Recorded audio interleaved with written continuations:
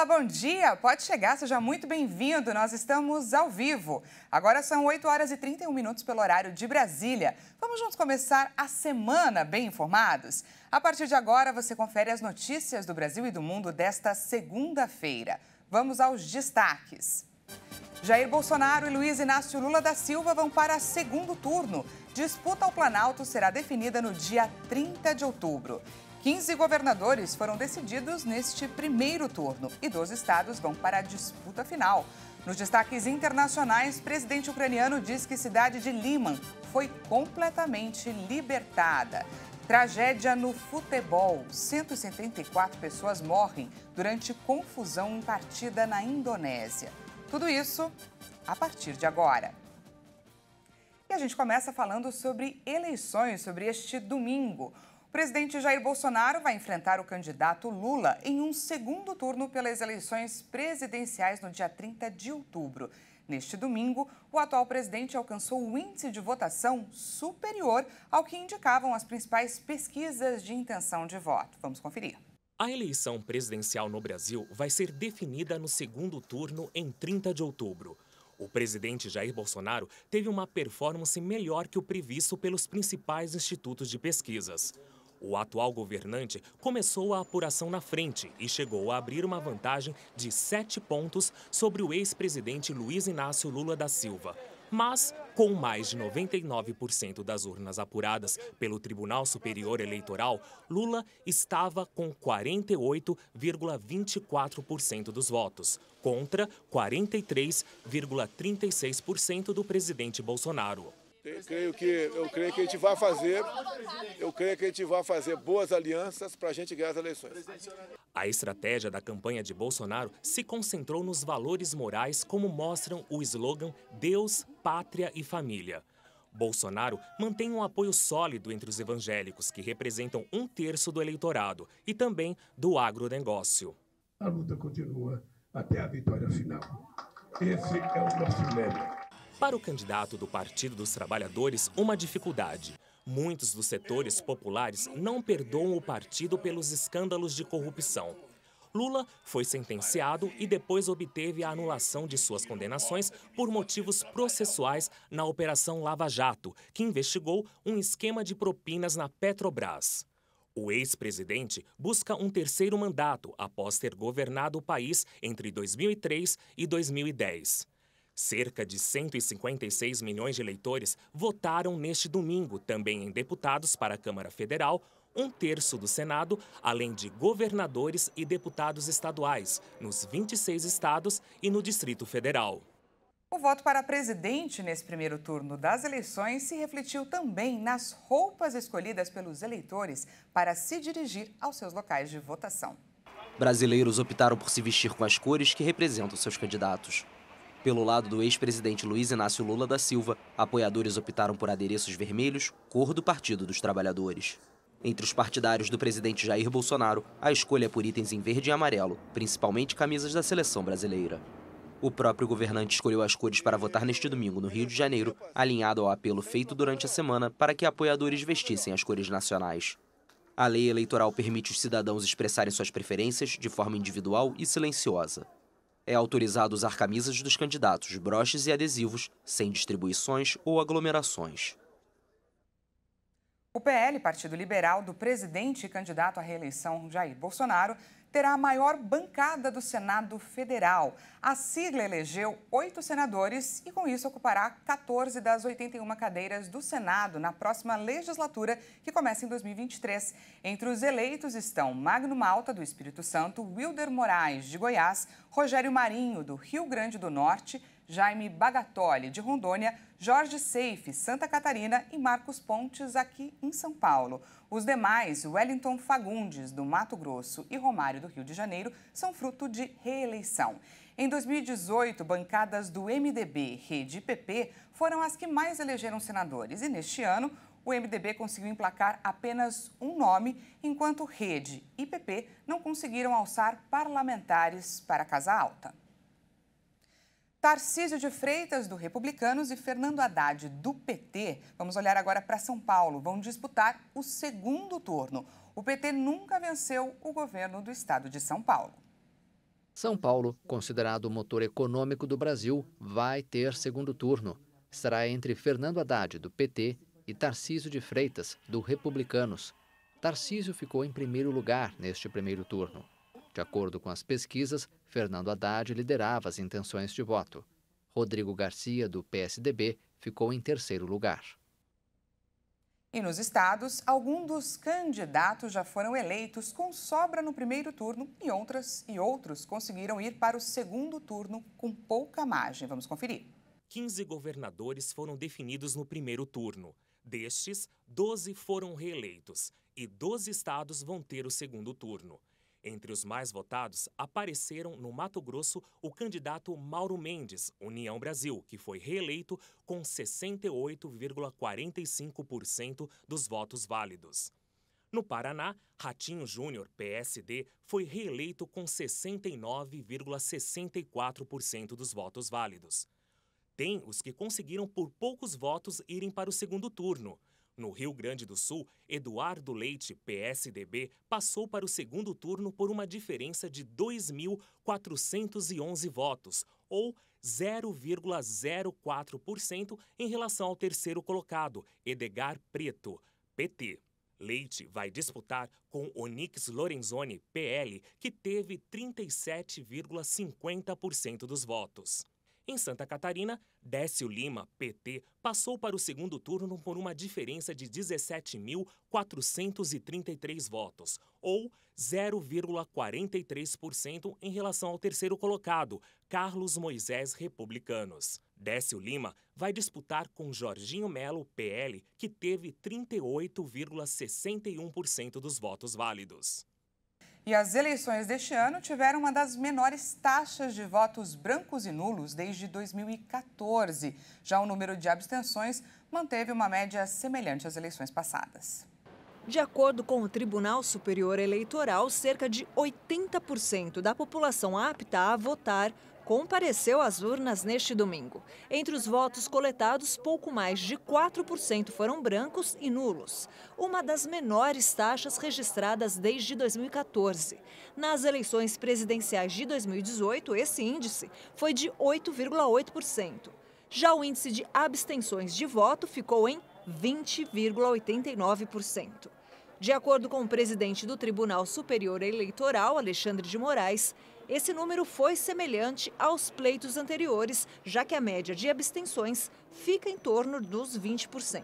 Nós tivemos, e aqui me parece importante esse número, nós tivemos um número de abstenção semelhante à média das outras eleições, em torno de 20,89%. A eleição passada, em 2020, foi um pouquinho maior, 23,15%, mas, obviamente, em virtude da pandemia, isso acabou elevando um pouco o número de abstenção. E no exterior, o número de brasileiros que foram às urnas foi maior também do que nas eleições passadas. São quase 700 mil eleitores aptos a escolher os candidatos em 160 locais de votação do mundo inteiro. As sessões foram criadas onde, no mínimo, existem 30 eleitores e funcionam preferencialmente na sede das embaixadas, em consulados ou em locais onde existem serviços do governo brasileiro. Estados Unidos, Japão e Portugal são os 3 países com o maior número de eleitores fora do Brasil. Para facilitar o deslocamento dos eleitores, o governo brasileiro ampliou as sessões eleitorais. Neste ano, houve o crescimento de quase 40% em relação a 2018, para dar conta do número de pessoas que se registraram para votar no exterior. Mas em 46 locais do exterior não foram abertas sessões nos países onde não foi atingido o número mínimo necessário de eleitores aptos a votar ou pelo contexto geopolítico, como em Damasco, na Síria, ou Kiev, na Ucrânia. Lá o número de votantes é maior que o mínimo necessário, mas os conflitos armados não oferecem segurança aos brasileiros. Este ano, a lacração das urnas do exterior aconteceu nos dias 13 e 14 de setembro. Após esse processo, as urnas foram recolhidas pelo Itamaraty e despachadas aos países via mala diplomática, e a apuração de todos os votos começou no mesmo horário do Brasil, às 5 horas da tarde deste domingo. Agora a gente vai ver um balanço da Operação Eleições 2022, divulgado às 5 da tarde de ontem pelo Ministério da Justiça e Segurança Pública, com os crimes eleitorais e prisões contabilizadas por todo o país neste domingo. De acordo com a Agência Brasil, o balanço da Operação Eleições 2022, divulgado às 17 horas de domingo pelo Ministério da Justiça, contabilizava 939 crimes eleitorais e 307 prisões em todo o país. Foram 233 registros de crimes de boca de urna e 149 de compra de votos. Há ainda 33 casos de violação ou tentativa de violação do sigilo do voto. O estado com maior número de flagrantes de crimes eleitorais foi Minas Gerais, com 97 registros. Goiás e Paraná tiveram 91 registros de prisão cada. O Acre vem na sequência, com 72 flagrantes de crimes, seguido do Pará e do Rio de Janeiro, ambos com 60 registros. Veja a seguir, presidente ucraniano diz que cidade de Liman foi completamente libertada. E ainda, tragédia no futebol. 174 pessoas morrem durante confusão em partida na Indonésia. Nós voltamos já.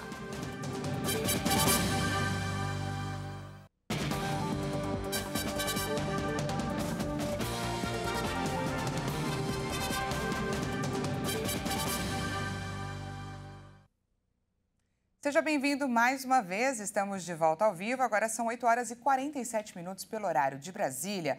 O assunto agora é a conta de luz.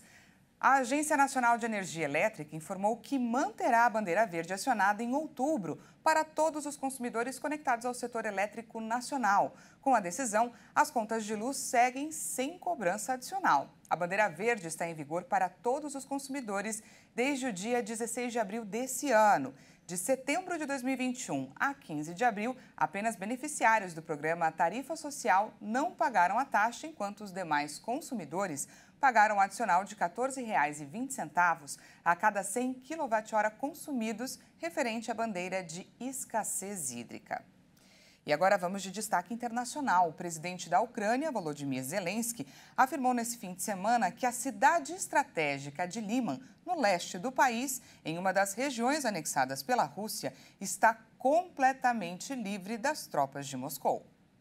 Mais uma vitória na contraofensiva das forças de Kiev contra Moscou.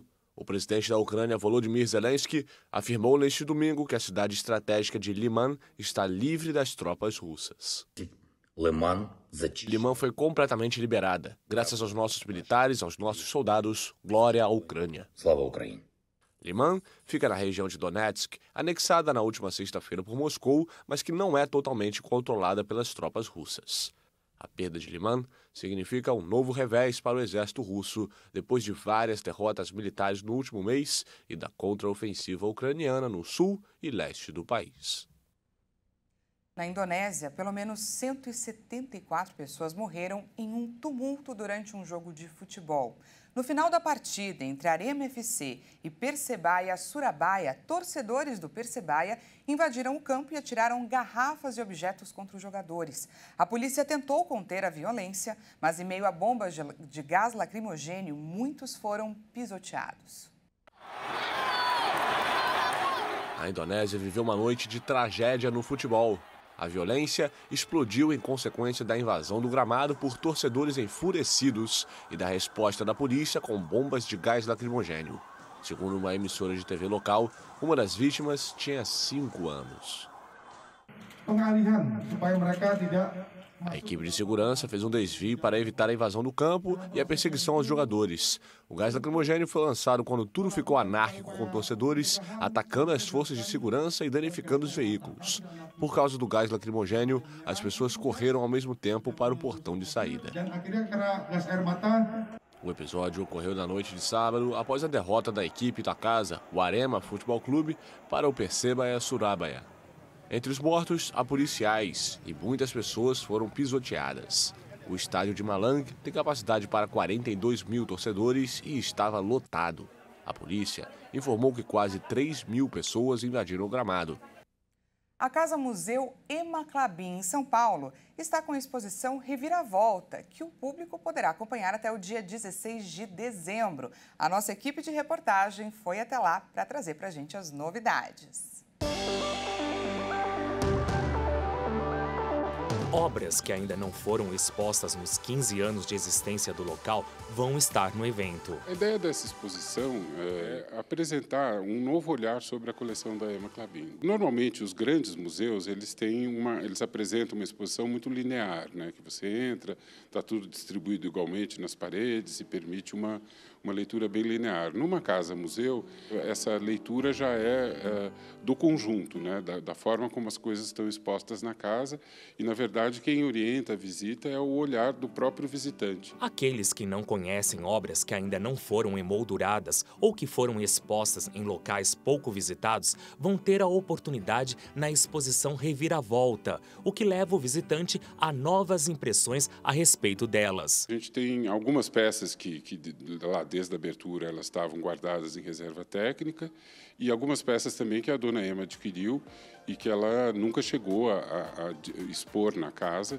e que agora algumas a gente teve que restaurar, outras a gente teve que emoldurar, então são peças, vamos dizer, inéditas para o nosso público. Além da exposição, o visitante pode contar com um raro acervo com peças com mais de 3.000 anos de história da arte. E nessa exposição a gente está promovendo uma troca de lugares, vamos dizer, um novo arranjo da coleção para permitir ao público fazer novas leituras. E só por essa nova localização das peças a gente pode ter uma nova visão sobre a coleção, a diversidade da coleção, a amplitude da coleção, e a gente achou que isso, nesse momento, seria muito interessante. Uma curiosidade particular é a história do falsificador espanhol, considerado um dos maiores já registrados. Até hoje, sua identidade é desconhecida. É possível encontrar 2 de suas obras que chegam a ter o mesmo valor de mercado de obras originais. O que a gente brinca é que foi um dos falsificadores mais bem-sucedidos na história, porque ele conseguiu vender um monte de obras, deve ter lucrado muito e até hoje ninguém descobriu quem ele era. Porque a história ficou muito famosa, a obra dele foi catalogada lá pela Morgan Library em Nova York, então tem um valor de mercado, às vezes, até superior das obras autênticas do final da Idade Média. É possível visitar a casa de quarta a sexta com o acompanhamento de um educador. Aos finais de semana, a passagem pelo local é livre. Não é necessário agendar com antecedência.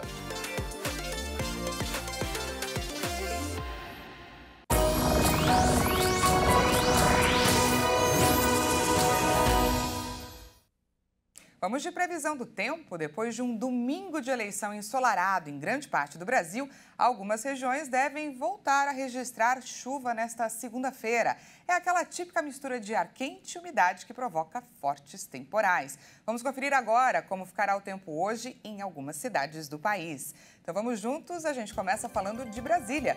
O dia por lá começou ensolarado e bem firme. A expectativa é de um dia quente com máxima de 29 graus. Ao longo do dia, muitas nuvens devem se formar e pode chover em algumas áreas isoladas da capital. Em Belo Horizonte, o tempo deve ficar parecido com Brasília. A cidade vai enfrentar mais um dia de calorão e a máxima por lá deve alcançar os 30 graus. BH também tem previsão de chuva forte para hoje, com um volume esperado de até 25 milímetros. E para finalizar, a gente fala aqui de São Paulo. Vamos juntos dar uma olhada em como está o céu agora aqui na região central.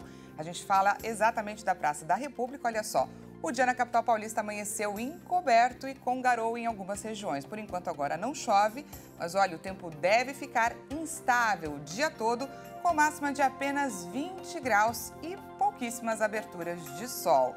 Se você está aqui em São Paulo e ainda não saiu de casa, não esqueça o guarda-chuva, porque tem previsão de temporais ainda hoje. Essa edição fica por aqui. Muito obrigada mais uma vez pela sua companhia. Às 10 horas, Patrícia Velenic chega com mais informações. Uma ótima segunda, uma ótima semana para você.